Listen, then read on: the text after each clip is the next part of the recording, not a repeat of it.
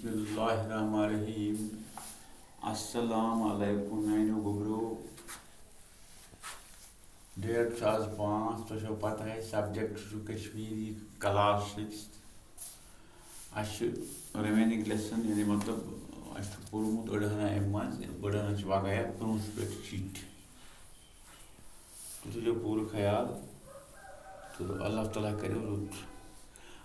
पोर्मुत शहबाज वीरी फिदा वीरी तो अतर मशहूर शायर अम पे बोन कुन पो गई बदरवा जाय बदरवा वो तोत यह बालन हज कोच मज यानी खन मज कोच वन खन बालन हज कोच मज मर मुंदल मामटट वोन बदरवा तो वार पोजो बदरवा गुलाब सिंह जमानस मज खुद मख्तार रियासत यानी मामटट वन अलग रियासत तथ जमानस मज बदरवा लकट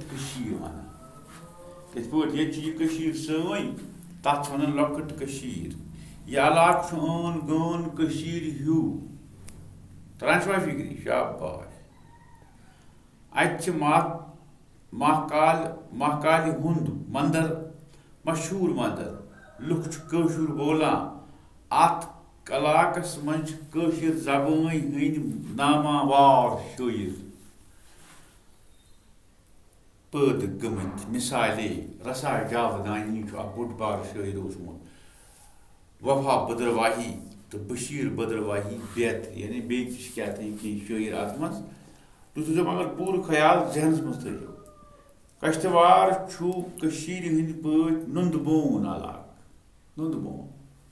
समझ यह जम पे 129 किलोमीटर दूर अत अंद थद बाल यानी थद कोह समझ यम जंगलों सत वलित गहिल जंगल अत सीनरी दपान सान नबर वनेर कि अल्लाह ताला सद कुदरत नज़ार कश्तवार प्रोन इलाक कश्तवार सारी मज खुल डुल मैदान ये चुंगान नाव ये शुर गिंदान मिसाल के तौर पर अत हजरत सैयद फरीदुद्दीन रहमतुल्लाह अलैह तो तिहंदिस फर्जंद हजरत शाह असरार दीन रहमतुल्लाह अलैह सुंद आस्थान तो हजरत शाह असरार सबन आस्थान बुन आस्थान तथ बुन आस्थान वनान वार थो ख्याल यम आस्थान ön गन कशरन आस्थान ही कश्तवार तो लकुट कशर लकुट कश्तवार लूक कशुर बोलान ये बड़ बड़ शायर तो मौसीकार वथमित यमन शायरन मज कुस जानबाज कश्तवारी कामगार कश्तवारी नाव कम बोजमुत यानी मतलब कश्तवारी कश्तवार रूद 5 दोहन कसन दोहन रूद